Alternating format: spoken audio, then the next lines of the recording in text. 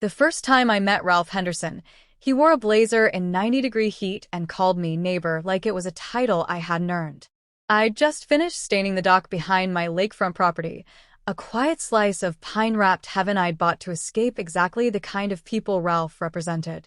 My land was outside of the Homeowners Association. That wasn't a coincidence. It was the reason I bought it. He showed up at my gate uninvited, clipboard in hand, smile rehearsed. "Good morning," he said, glancing past me toward the glinting water. "Ralph Henderson, president of the Willow Creek HOA. Just wanted to welcome you to the community." I didn't correct him. I wasn't part of his community. He cleared his throat, flipping open the clipboard. "The board met last week. We're expanding lake access privileges to include all HOA residents. Since your gate is the only viable entry point on this side, we'll need a key to pass along to our members." I stared at him, making sure I heard correctly. "You want my gate key?" He offered a shrug, as if this was all standard procedure. "We've already had a vote. 92% approval. It's really just a formality at this point. My property line runs 78 yards from the county road down to the lake's edge, cutting across the only flat access point on the east side. The dock, boathouse, and rusted iron gate? All included in my deed, legally bound since 1963. I'd verified every inch before buying. Twice. I stepped forward, blocking his view. "This isn't a community lot. This is my land. You don't get access just because you want it." Ralph's smile faltered. "You're one man. We're a neighborhood of 124 homes. We're talking about shared resources, fairness. Think of the children." I shut the gate before he could finish. The next day, a letter appeared in my mailbox. Then another the day after that. By the end of the week, I had a neat little stack, each stamped with the HOA seal, each more aggressive than the last. The language evolved from friendly request to required compliance to threats of a violation penalty. I wasn't even in their jurisdiction. But power doesn't always care about lines, property or otherwise. On the sixth day, someone tried to climb over the gate. It was a teenage boy, maybe 15, with a fishing rod and a cooler slung over one shoulder. I caught him stepping onto my dock like it was his backyard. "You lost," I called out. He blinked at me, confused. "HOA said we could fish here now." That night, I installed motion lights and a trail camera. A week later, I found the padlock cut. The gate swung open, chain discarded in the grass. Footprints lined the dirt path all the way to the dock. They were testing boundaries, literally. I called the county records office the next morning. They confirmed what I already knew. The lakefront, access path, dock, and gate were legally mine. No shared rights. No public access. No obligation to the HOA. So I called Ralph. He picked up on the third ring, still feigning civility. "Hello, this is Ralph." "You're sending people onto my land," I interrupted. "Cutting my lock. Trespassing. Next time, I'm calling the sheriff." There was a pause, long enough to imagine him weighing whether to escalate or de-escalate. He chose wrong. "Look, I understand this might feel personal." "It is personal. You're trying to take something that doesn't belong to you." "We're not taking anything," he said carefully. "We're facilitating access. That gate is the safest point to reach the lake. The board has determined that." I don't care what the board decided. I hung up, but they didn't stop. 3 days later, a group of adults, 4 of them, walked straight down my path like it was a public park. Beach chairs, towels, a cooler of drinks. One of them was even wearing an HOA t-shirt. When I confronted them, they waved a printout, something about community consensus. Consensus doesn't trump property rights. But they didn't seem to care. It was then I realized. This wasn't a misunderstanding. It was a siege. They weren't asking. They were taking.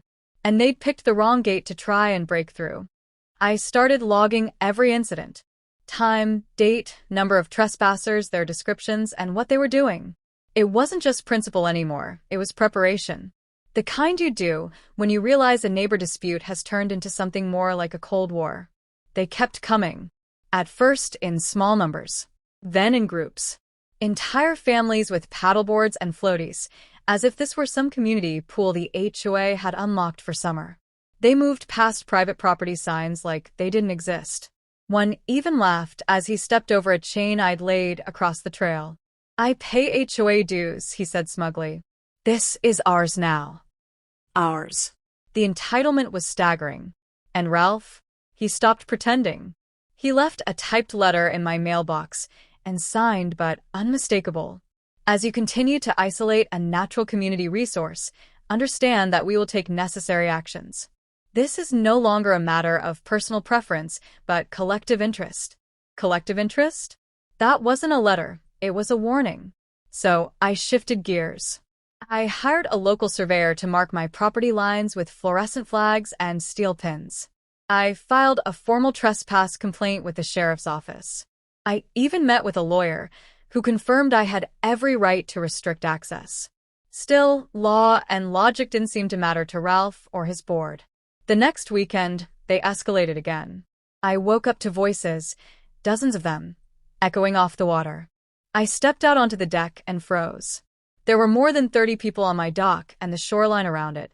Someone had set up a Bluetooth speaker. Kids splashed in the shallows. Adults sipped sodas in lawn chairs. A woman was roasting marshmallows over a portable fire pit. They were hosting a full-blown HOA lake day. On my property. I snapped pictures. Lots of them. Faces, license plates, Ralph himself, waving like he was proud of what he'd orchestrated. When I shouted, they barely reacted. One woman raised her sunglasses and said, "Don't be a grump. It's just water." It wasn't just water. It was ownership, boundaries, law. And they were bulldozing right over it. That night, I didn't sleep. I sat at the kitchen table, the dock lights flickering through the window, and decided something had to change. If they were going to treat this like a battle, then I'd start building my defense. So I called an old friend. Deputy Marcus Clay and I had played baseball in high school, served together in the reserves, and fished these very waters before HOA rules existed. He answered on the second ring. "Still got that camo trail camera I gave you?" he asked after hearing the rundown. "3 of them," I said. "2 with night vision." "Good. Time to catch them in the act." Together, we planned a trap. Not the kind with teeth or springs, but with footage, timestamps, and legal leverage sharp enough to cut through Ralph's smug bureaucracy. I installed a new camera at the gate, hidden in a birdhouse, angled low to capture faces and hands. Another faced the dock. The third watched the path from a tree, its lens nearly invisible behind a fake knot. I posted new signs, larger, brighter, clearer. "Private property, do not enter. Trespassers will be prosecuted. This area under 24-hour video surveillance." Then I baited the hook. I replaced the cut chain with a new one. Shiny, loud, and obvious. And I waited. It only took 2 days. The gate rattled around noon on a Wednesday. I watched from my office window as Ralph and 2 board members showed up, bolt cutters in hand. They didn't even hesitate. One snip, then another. The gate creaked open, and they waved in a caravan of HOA members like it was a parade route. This time I didn't confront them. I hit record. Deputy Clay would be there soon. And when he arrived, he wouldn't just be enforcing trespassing. He'd be arresting the man who thought power was louder than the law. Deputy Clay rolled up just as the 3rd SUV crunched onto my gravel path. He stepped out slow, wide-shouldered and stone-faced in his Stetson, badge gleaming in the afternoon light. He didn't speak right away, just stood with one hand resting near his holster, scanning the lake scene like a battlefield commander. Kids in the water. Adults parked on coolers. A couple teenagers dragging kayaks toward the dock. Ralph stood at the gate, arms crossed, smug as ever. Clay finally looked at me. "You weren't exaggerating," he said. "Nope." I handed him the folder, photos, video stills, the letter Ralph had left in my mailbox, and a printed property survey. He flipped through it like a seasoned prosecutor, giving a low whistle when he reached the trespass timestamps from the trail cameras. "You sure you want to do this?" he asked, quieter now. "They left me no choice." He nodded once, then walked past me toward the crowd. Ladies and gentlemen, Clay called, loud and firm. This is a legally recorded warning. You are currently trespassing on private property. You have 60 seconds to collect your belongings and exit peacefully. Anyone remaining after that will be subject to detainment under State Trespass Code 61-6-206. It was like watching a silent film suddenly switch on. Chairs folded. Sandals slapped. A hush rippled across the crowd like wind across the lake. A woman knocked over her own wine tumbler trying to pack up a picnic basket. But not Ralph. He stepped forward like this was his moment to shine. This is an overreaction, deputy. We have community authority. This lake is a resource. The board has agreed. I don't answer to your board. Clay cut him off. And neither does the law. Ralph's jaw clenched. He pulled a laminated sheet from his briefcase, something stamped with the HOA's logo and far too many bullet points. This area is a gray zone. There's precedent for shared access across easements in other communities. We're within our rights to facilitate entry. You cut a lock, Clay said flatly. You led people past clearly marked private property signs. That's not a gray area. That's criminal trespass. I didn't cut anything. I've got footage of you doing it. Time-stamped. Close up. Clay held up a printed photo from the folder. It was crisp, high definition, Ralph mid-snip, bolt cutters frozen mid-air like a criminal caught mid-confession. Ralph paled. Clay turned to the crowd. Last warning. Move. They did. Within 2 minutes, the lakeside was empty. Folding chairs clanked back into trunks. Car doors slammed. Tires kicked up dust. Not one apology. Not even eye contact. When the last car pulled out, Clay turned back to Ralph. You're coming with me. Ralph looked like he might argue, then thought better of it. As Clay read him his rights and led him toward the cruiser, I felt no joy. No triumph. Just vindication. A bitter, earned kind. The kind you get when someone forces your hand and you finally press back. But the HOA wasn't done. Not even 24 hours later, I received an email, official, cold, and defensive. It claimed Ralph had acted without full board approval and that the association was not liable for any unauthorized actions taken by individuals. They were throwing him under the bus. Classic. Then came the real kicker, a cease and desist order accusing me of harassment, obstruction, and creating a hostile environment for neighbors seeking fair use of communal resources. They wanted me to back down. That's when I realized something. This wasn't just about Ralph anymore. This was about power.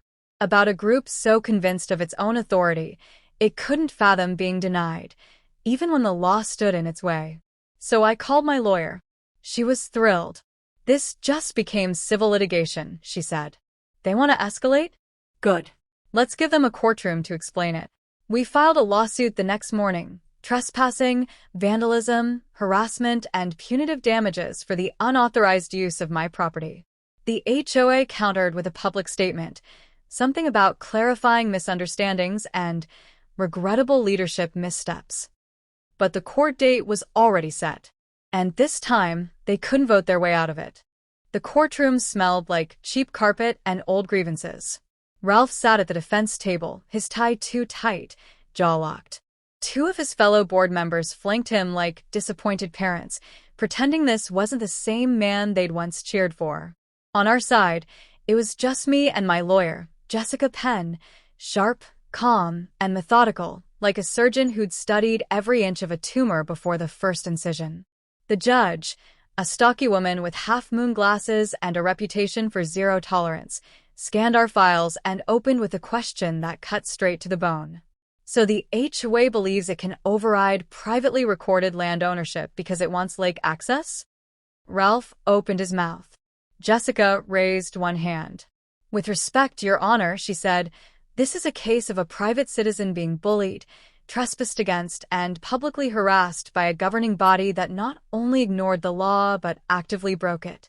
We have photo evidence of bolt cutters, video surveillance of unauthorized entry, and a witness, Deputy Marcus Clay, who made the arrest.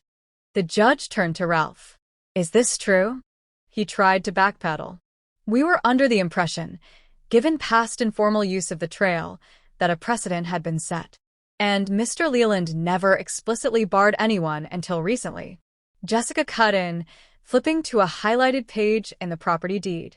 This easement was recorded for utility access, not recreational use. The trail was never designated for communal travel to the lake. The defendant acted without right and in direct violation of multiple trespassing statutes. Ralph's lawyer objected. Overruled. The hearing took 4 hours. The verdict took 10 minutes. The judge ruled in my favor emphatically. The HOA was found liable for trespassing, unauthorized use of private land, and for failing to uphold legal responsibilities to respect property boundaries. They were ordered to pay damages, cover all legal fees, and issue a formal written apology to be distributed to every homeowner in the community. Ralph's personal conduct earned him a restraining order. He was barred from approaching my gate, my house, or the lake access under penalty of jail time. It wasn't just a win. It was a precedent, and it rattled the HOA to its core. Within a week, Ralph resigned.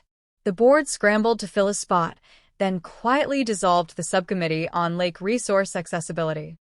Their emails stopped. The meetings got smaller. And for the first time since I moved in, the HOA newsletter didn't feature a word about shared vision or neighborhood unity. I kept the signs up. I kept the cameras rolling. But no one came through that gate again. A month later, I was out trimming the pine hedge near the fence when a new face walked up, an older gentleman in jeans and a straw hat, holding a 6-pack of cold root beer. "Name's Carl," he said, offering one. "New to the block. Heard you stood up to the HOA. Figured that deserved a drink." I laughed. We sat on the deck and watched the lake for an hour, saying nothing too deep. Just stories. Wind. Quiet. And for the first time in a long time, the land felt like mine again. Not because I had papers or surveys or court victories, but because I'd drawn a line and made it hold. It wasn't about the lake. Not really. It was about something bigger. Something every neighbor in a gated world should remember. A gate isn't meant to divide. It's meant to protect. And sometimes, the key isn't for sharing. It's for keeping safe.